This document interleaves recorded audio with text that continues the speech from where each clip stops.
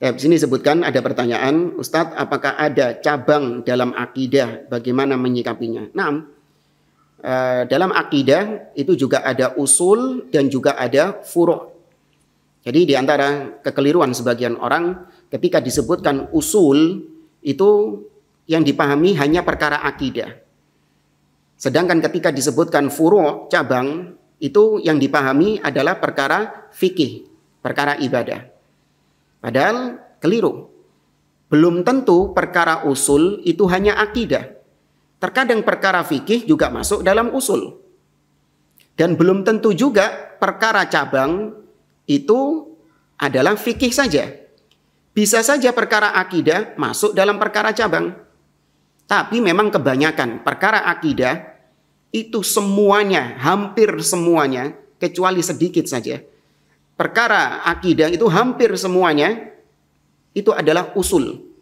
Hanya sedikit saja yang termasuk furu', termasuk cabang. Demikian juga perkara furu' itu hampir semuanya adalah masalah fikih. Perbedaan-perbedaan dalam masalah fikih. Ya, cabang-cabang fikih. Tapi ada juga dalam perkara-perkara akidah. Ya. Maka kalau diperinci perkara-perkara furu' akidah, perkara cabang akidah, seperti misalnya para ulama khilaf, berbeda pendapat tentang tadi mizan yang ditimbang itu apakah amalannya atau orangnya atau catatannya. Maka ahlu sunnah mengimani semua. Ya, ahlu sunnah mengimani semua. Terkadang yang ditimbang amalannya, terkadang yang ditimbang orangnya, terkadang yang ditimbang memang catatan amalannya berdasarkan dalil-dalil yang sudah kita sebutkan tadi. Para ulama khilaf tentang Allah tatkala turun ke langit dunia pada sepertiga malam terakhir, apakah arsy kosong ataukah tidak? Ini ada 3 pendapat dari para ulama. Pendapat pertama mengatakan arsy kosong. Ya, tatkala Allah turun ketika sepertiga malam terakhir, pendapat pertama mengatakan arsy kosong. Pendapat kedua mengatakan arsy tidak kosong. Artinya Allah masih tetap berada di atas arsy meskipun Allah turun ke langit dunia tanpa ditanyakan kok bisa. Dan yang ketiga yaitu tawakuf. Ya, mereka tidak memilih 2 pendapat tadi namun lebih memilih diam. Ketika ditanya apakah arsy kosong ketika Allah turun, mereka mengatakan wallahu a'lam, karena tidak adanya dalil, kata mereka, yang menegaskan hal tersebut. Maka ini khilaf dalam masalah furu'. Meskipun kita lebih memilih pendapat yang lebih kuat adalah yaitu Allah tetap berada di atas arsy meskipun Allah turun ke langit dunia pada sepertiga malam terakhir.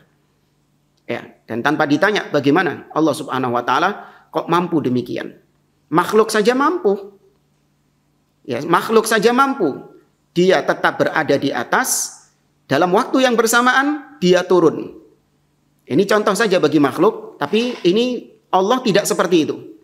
Ini kita hanya takribul faham untuk memudahkan pemahaman saja. Bahwa makhluk saja bisa seperti itu, apalagi Allah Azza wa Jalla. Contoh misalnya matahari. Anda ketika sore-sore, sunset, ya, ngelihat matahari terbenam, Anda lagi di pantai, di lepas pantai, Anda melihat di kejauhan, di ujung ufuk sana, matahari turun. Dan benar-benar turun matahari. Yang asalnya siang itu mataharinya di atas, kemudian ketika sore menjelang maghrib, mataharinya turun. Ya, bahkan sejajar dengan Anda. Itu disebut turun. Tapi ketika Anda ditanya, matahari itu posisinya di mananya bumi, dan Anda sedang di bumi, pasti Anda mengatakan matahari di atas. Tapi Allah nggak seperti itu, awas.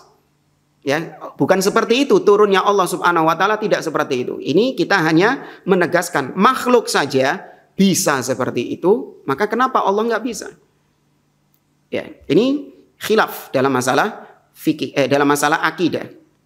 Furu' akidah, cabang akidah. Demikian juga para ulama khilaf dalam cabang akidah tentang siapa yang lebih dulu diciptakan. Kolam, pena takdir, ataukah arsy Allah Subhanahu wa taala. Itu juga khilaf di antara para ulama. Ada yang mengatakan pena lebih dulu berdasarkan sabda Nabi SAW, awwalu ma khalaqallahu al-qalam faqala lahu uktub.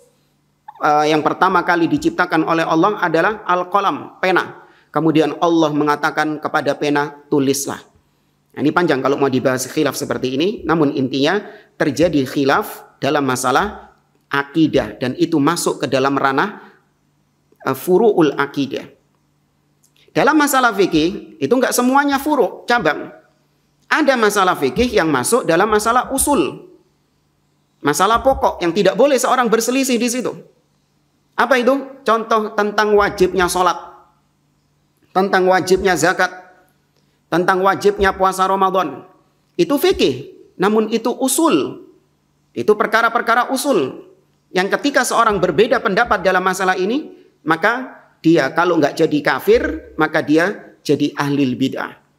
Naudzubillah, ada orang mengatakan sholat 5 waktu nggak wajib. Kemudian datang sebagian orang mengatakan, oh nggak apa-apa, ini khilaf masalah fikih. Kalau khilaf masalah fikih itu kita harus toleransi, lapang dada. Jangan saling menyalahkan. Oh enggak. Benar ini khilaf dalam masalah fikih. Namun ini usul. Ya fikih, namun ini usul. Ya, maka dibedakan oleh para ulama. Adapun khilaf dalam masalah cabang, ya ini kita harus toleransi menyikapinya. Meskipun kita berusaha untuk mencari mana yang lebih rajih. Ya, mana yang lebih sahih dari perbedaan-perbedaan tersebut dengan kita melihat pendapat-pendapat para ahli ilmu, para ulama.